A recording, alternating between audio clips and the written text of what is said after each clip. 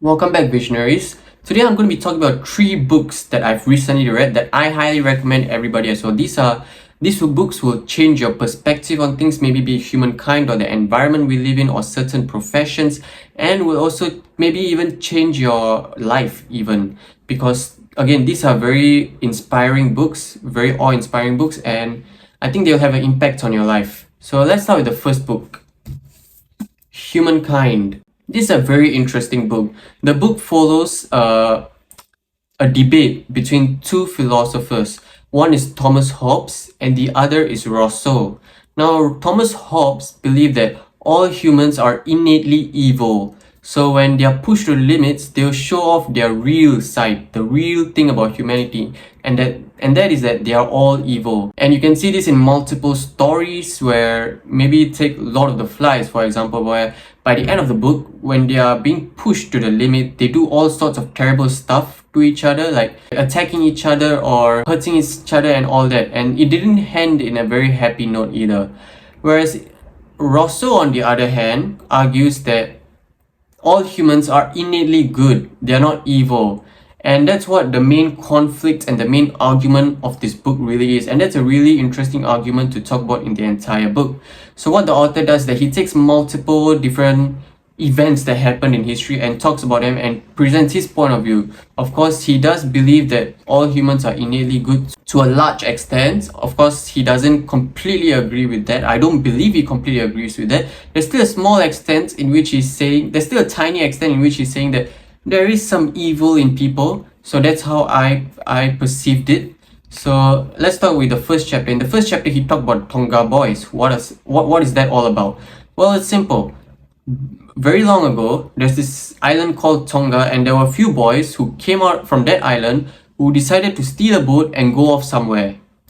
And these boys got stuck on an island for a long time. Basically, this is the real life Lord of the Flies. And what happened was that unlike what happened in Lord of the Flies, these boys actually helped one another like brothers would do. So it's a completely different thing that happened in real life compared to what happened in this fictional story. Of course, the fictional story, the author of that book, I forgot his name, I'm very sorry, went on to win many awards for literature, and the real life story became forgotten mostly. You can go out and ask a lot of people, many of them probably never even heard of this real life incident, the Tonga incident. Whereas if you ask about them with Lord of the Flies, and he said, yeah, I read that book, that's a great book. And Lord of the Flies even got to be called a very influential book, whereas this incident became completely forgotten. Even the documentary that showed the Tonga incident was completely forgotten too. It didn't gain any traction at all compared to Lord of the Flies, which went on to sell millions of copies all over the world and became one of the most popular books ever. So what he's trying to say is that, and of course there are many incidents in the story, what he's trying to say is that, the author is trying to say is that when it comes to the evil of humanity, the banality of humankind, right? He's saying that these are the ones that gain more traction among the people. That's why, to profit, sometimes the news articles will write stories about evil things that are happening all over the world, whether it be wars or people attacking each other, burglars, criminals, crimes all over the world, and you would see very little stories about the good of humanity. And that's why many people do not know that there's actually more good happening in the world than bad, because to make a profit, these newspapers or other forms of media will write stories that are bad, that shows the bad side of humanity. So that's what he's trying to say here. And of course, he presents many other incidents that happened in history as well and talks about them. There's even a chapter called Tea with the Terrorists, which if you read the title, Tea with the Terrorists, it sounds kind of crazy, but then you read the book and then you understand what he's trying to say. So yeah. And when it comes to these kind of books, I am well aware that the author himself knows that the people reading this book are not going to agree to everything that he says, but he's just presenting his point of view to you. Like, he's just presenting his point of view to the readers, and we may disagree with some of them, and he's completely fine with that, because it's just his point of view on humanity. And if he can't convince you on certain points, that's completely fine as well. You can very much have your own opinions and your own views on certain things. But yeah, his book definitely for the most part worked on changing my perspective a lot on humanity. It definitely made Humankind look less pessimistic and more optimistic for me personally, and I loved it for that. And of course, there were a lot of other things that he talked, a lot of other events like the Easter Egg Island. I think the Easter Egg Island chapter was the one that I felt that he was stretching too much into fiction a bit. That was the one chapter I felt was becoming less and less credible over time. So that was the one that I personally disagree with him to a certain extent. But then again, you're free to agree and disagree with whatever you want. Then let's talk about Dear Life, written by Rachel Clarke. This is a very interesting book. Rachel Clarke is a doctor in palliative medicine. In palliative medicine, basically, in this job scope, in this profession, they take care of people who are at their last stages of life, maybe due to cancer or any other reasons. So this book actually shows her profession and the struggles she has faced internally. So in the book, she doesn't really start off as a doctor. She's actually a journalist at first because she has a lot of interest in storytelling. That's how she got into journalism. However, her father was a doctor, and because of her father, she's also inspired to become a doctor herself, following the footsteps of her father. So she was a journalist at first, then she turned into a doctor.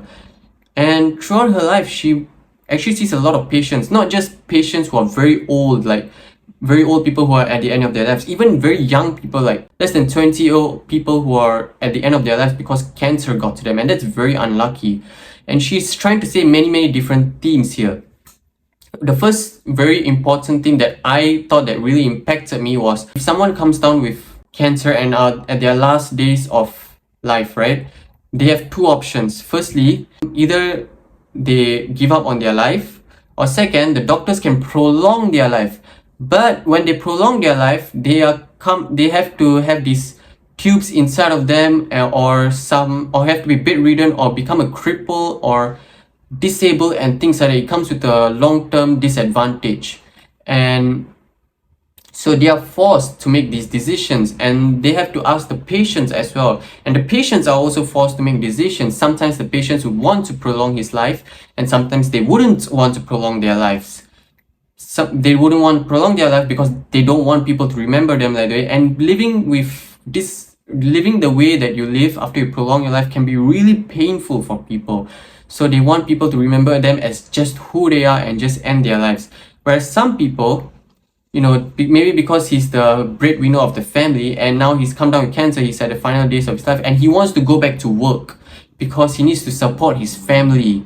But now and that's why he wants to prolong his life, even though it can be really painful. And that was very impactful for me. The next thing that really impacted me in this book was about how we perceive human life. Because when we are very young, when some people would have this existential view on humanity that it doesn't matter anymore because all life has to come to an end, and therefore there's no point in life. And some people have that point of view, whereas some people would understand the true value of human life.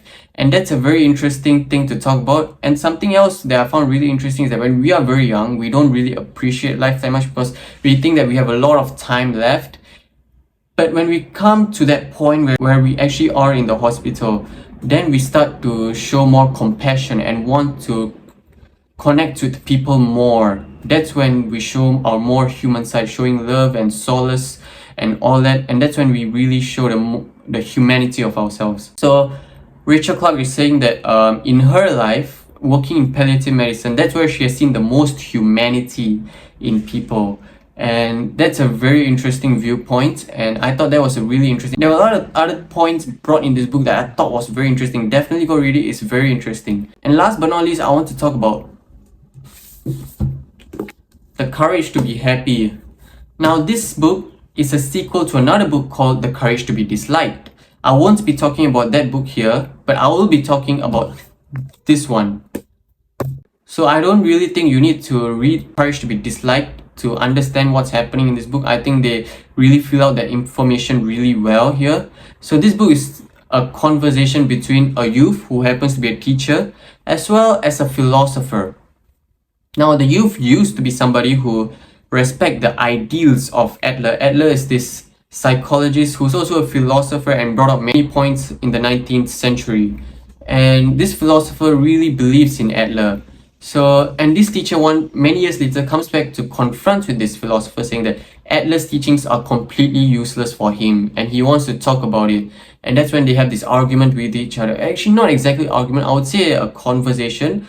The youth was kind of arguing, but the philosopher was very nice to him and talking to him very calmly. So Adler believes in a couple of different things. Firstly, we shouldn't be punishing people that much to create law and order and things like that. The philosopher believes that, but the youth who tried that at first said that it didn't work. So why didn't it work? So let's talk about it. So again, the youth is a teacher and he has a lot of problem children in his classroom, right? So these problem children, you know, he tried to be nice with them, tried to understand them and things like that, but it didn't work out. So he just opted to punish these children and scold them and be more strict with them and stern with them so that they will grow up to be better. And the teacher is saying that this is actually firstly very useful, and secondly, when these children grow up, they will actually come back to him and thank him for being strict and stern to them, for making him grow up this way, because it made him a better person. They don't see the benefits of it at the beginning, but when they grow up, they will see. That's what the teacher is saying. And the philosopher is saying, not really, you're not really correct there. And they have this talk about it for a very long period of time. And one thing that the philosopher brings out is that we need to understand and we need to communicate with these children to understand them better. You know, punishing them will just make things worse and things like that. They have these two very different viewpoints, and I really like that. And by the end of the book, you come to this point where, you know, they come to a stalemate, as you would call it in chess. And the youth's point of view actually changes a lot throughout this. I thought this book was very interesting. Yes, just like the previous book that I showed, Humankind, you may not agree with every single thing spoken by the philosopher. And that's completely fine. I think, again, this is one of those other books where it's okay to disagree with the viewpoints that the author is bringing out, but it's also important to know that the author is only bringing out his own viewpoints. You don't have to follow it step by step. Listen to yourself and see whether you agree or disagree with someone. Yes, I myself felt disagreeing with a few of the viewpoints that the philosopher brought out, but I thought it was a very interesting perspective nevertheless. You don't have to agree with something to appreciate a viewpoint, right? Doesn't mean that I disagree with this, so I'm not going to appreciate with it. I'm not going to appreciate this viewpoint. That's not true at all. You can disagree with something, but appreciate it as well with what the author is trying to go with. And that's what I felt with this book as well as Humankind. And again, I absolutely loved these three books, and I thought they made a certain impact on my life, and I would highly recommend them to you guys. Next week, I'll be reviewing Furiosa Mad Max Saga. And if you like this video, click the like button. If you want to see more, subscribe to my channel, and see you guys next time. You guys are always the best.